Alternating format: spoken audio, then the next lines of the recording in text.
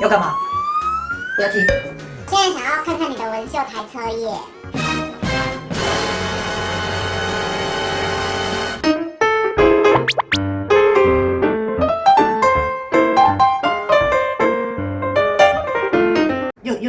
又要来检查台车了，是不是？那从哪边开始？我平常如果做纹绣的话呢，就是会在这个我的 VIP 室里面这样。还有一些东西它是固定的，固定摆一个地方可能会比较好用，所以这些应该是你们认为台车上应该有的东西，只是我把它摆在这里这样。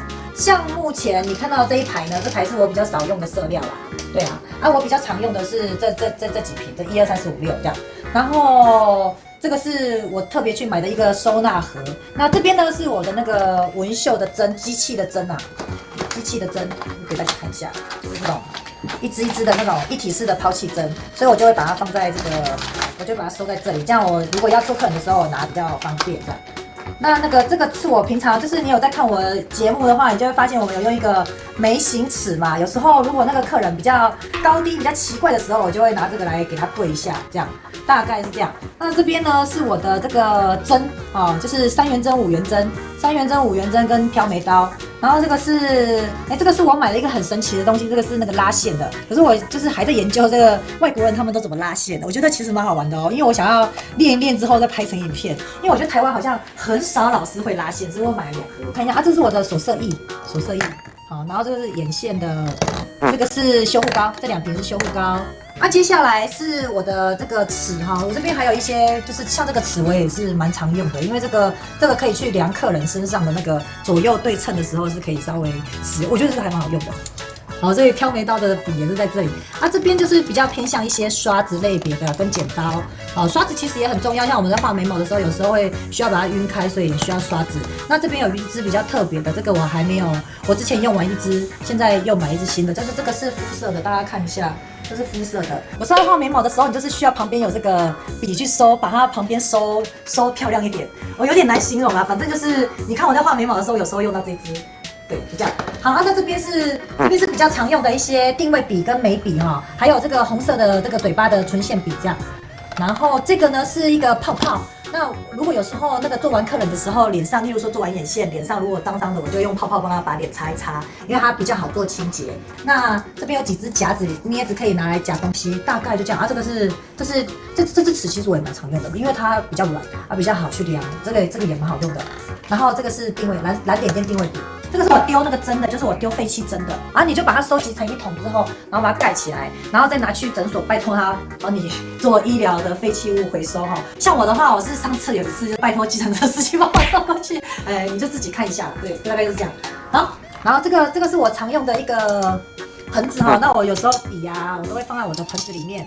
然后把它拿过来哈，例如说放台车上，我的盆子会有好几个，反正总之就是要放平的嘛哈，你不要让它滚来滚去，要比较好。老师，那你常用的机器呢？我常用的机器，在台车上，这个呢就是直接按上按下就可以使用啊，像这个这样，这个就会动了。这个机器针把它一体式的套上去因为现在我们没有做客，我们就没有拆一支装上去了，因为那个拆了就要马上用，你也不可能说拆了然后等客人来再用，那不是不卫生吗？然后这是酒精，要喷你吗？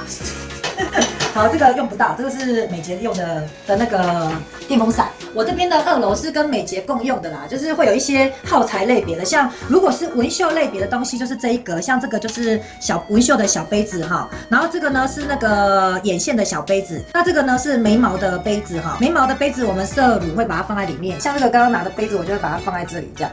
这个是不是大家觉得跟眼线的杯子比起来怎么那么小？其实这个是我拿来装这个叫做修护膏的，因为我通常在做客人之前，我就会先把所有的我会用到的色料，还有这个修护膏，我都会先挤出来，我不会戴着手套摸了客人的血，然后再来拿这瓶子，然后在那边挤，这样我感觉好像不太卫生我觉得这个眼线的也可以有一个戒指，这样。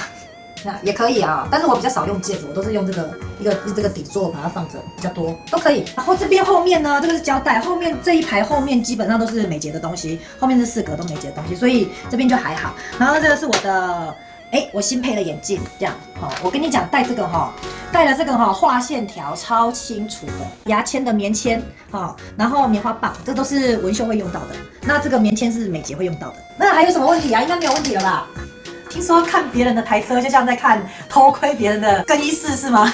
所以大家都很有兴趣。那你会建议同学怎么样去摆自己的台车吗？其实我觉得就是依照自己的习惯，那把你要用的东西全部凑在一起，然后整齐的摆好就好了。其实讲真的，这个笔我有超多支的，那我就是摆几支我比较常用的。例如说这个黑色的定位笔呢，我就会有2支削好的，因为有时候我们可能就是会画一画之后它钝掉了，所以我就要马上有另外1支可以画，这样我在工作的时候就不会延误。那像眉笔的话，我也会准备2支，都是削好的，类似这样就是可能会有不同的颜色这样。只要你可以替换，就是这个客人做完，然后你那一组拿去消毒，另外还有1组新的可以做客人，我觉得这样就好了。重点就是要干净整洁，然后东西也不要太杂乱这样子，因为做纹绣其实它是一个高单价的一个项目，那你还是要尽量有展现一个专业度。还有没有什么其他的问题？没有就要下班了哦，拜拜，关门。小天使们，如果你喜欢我的影片，请在下方帮我按订阅，记得一定要打开铃铛哦，这样你就会在第一时间收到我们最新的资讯。